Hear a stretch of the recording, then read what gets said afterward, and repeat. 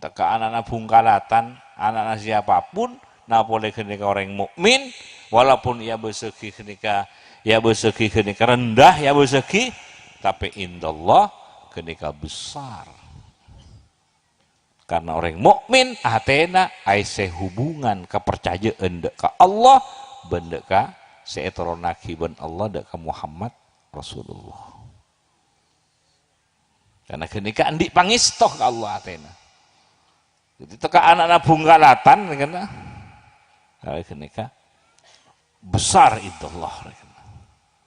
Makanya ngormat orang mukmin akan tak ngormat Allah. Nah boleh orang mukmin saya tingkat para aulia, para nabi. Nah boleh kanjing Nabi Muhammad. Kan ngormat orang mukmin saya tingkat si biasa. Ada akan tak ngormat Allah karena atena andi hubungan ben Allah.